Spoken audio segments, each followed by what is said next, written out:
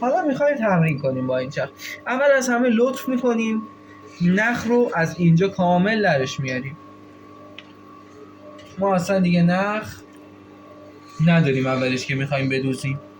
الان توی سال 1403 هر یه دوری که من اینو به این صورت بخوام بدوزم با چرخ و نخ به پیش دور کار 300 تا تک تومن هزینهش. اوکی، فقط هزینه نخشه. پس اون نخ خدر نمیدیم، نخو میکشیم. این هست. بعد چیکار میکنیم؟ شروع میکنیم یه کفی میذاریم روی کار. این تمرین اولیه که ما اول میخوایم شروع کنیم انجام دادن. خب اینو فهمیدیم چیه؟ این پایه نگهدارنده کاره. میتونیم برداریم، میتونیم بذاریم. یه موقعی در زمانی که کار سوزن توه ما نمیتونیم کارو برداریم یا بذاریم و بکشیم سوزن رو کج کنیم. یا یه زمانی که چرخ توی اینجا رو یه ذره زوم میکنی، چرخ تو همچین حالتیه. ببین من الان اگر اینجا اینو تا آخر بردارم بخوام کار بردارم بذارم یا حالا هر چی، این میاد پایین میزنه اینو میشکنه. اینم تو ایران تولید نمیشه، سوزن هم حتی تو ایران تولید نمیشه و این گرونه، بسیار گرونه. اینو حتما حواستون باشه، خسارت جدی میبینید اگر تو همچین حالتی پایه رو ول کنید و پایه بیاد به این تکیه بده، بزنه اینو بشکنه. پس این کارو نمی کنید. شما زمانی که سوزن در حال جلو اومدنه و کار پشت چروک زنه و اینجا خالیه، اجازه داری اینو برداری و بذاری. این تا اینجا. حالا دو تا تمرین داریم ما. اولش یک تمرین داریم که میخوای دستت را بیفته. بعد یه تمرین داریم که میخوای پات روی چرخ بخوابه. اول دست رو راه میندازیم، بعد میریم سراغ پا. خب فعلا هم کاری با خود چروک زن نداریم. خب اول من میخوام دستمو راه بندازم. دستمو چجوری راه میندازم؟ این اوستاکار ما اینه. یه خط فرض میکنیم، کار نه از این سمتش نه از این سمتش بالا یا پایین نباید بیاد.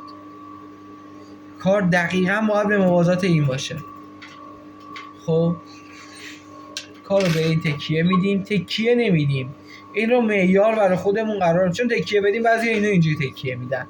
خب این بالاتر اومده دیگه، این به انقدر از این بالاتر نذاریم، کار زیر این جمع نمیشه. این اشتباس، این اشتباس. کار دقیقاً اینجا.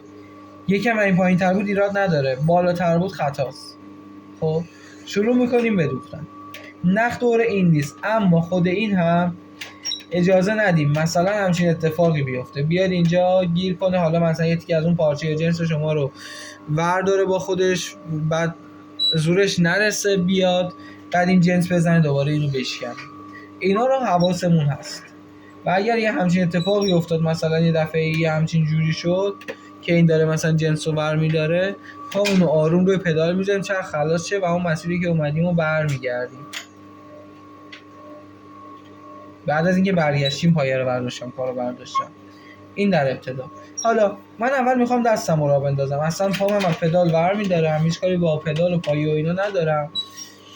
شروع میکنم پا رو با دستم کشیدن. همین. گفتم نمیذارم از این اوستا هم بالاتر بیاد.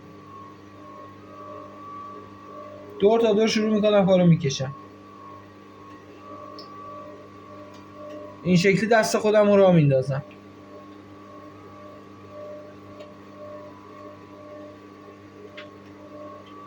اینو اینجوری نمیگیرم، اینو اینجوری نمیگیرم.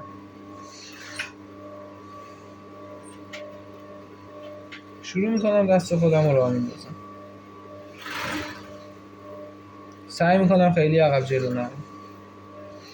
این میشه تمرین اول. 3-4 روز این کارو میکنم تا راحت باشم با کار. بعد از اینکه راحت شدم با کار، بعد از اون شروع میکنم آروم دوختن. 2 تا میدوزم وای میستم، 2 تا میدوزم وای میستم، 2 تا میدوزم وای میستم. همین. شروع میکنم اینو خالی دوختن. میدوزم وای میستم، میدوزم وای میستم.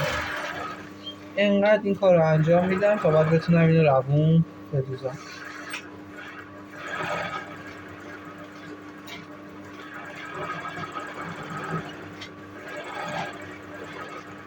و این اتفاق برام نیفته که این بیاد در بیاد دوباره من اینو بکنم. نه، این باید دقیق. یه جایی رو نمیتونم یواش میرم، یه جایی که نمیتونم و این شکلی نمیرم. این اشتباهه. ببین وقتی که آروم بیای، خب ما گفتیم این اوستاکارمونه، این ایراده دیگه، این درست. و تمام. 2-3 هفته همین کارو میکنیم تا پامون هم رو پدال بخوابه هم روی کفی بخوابه.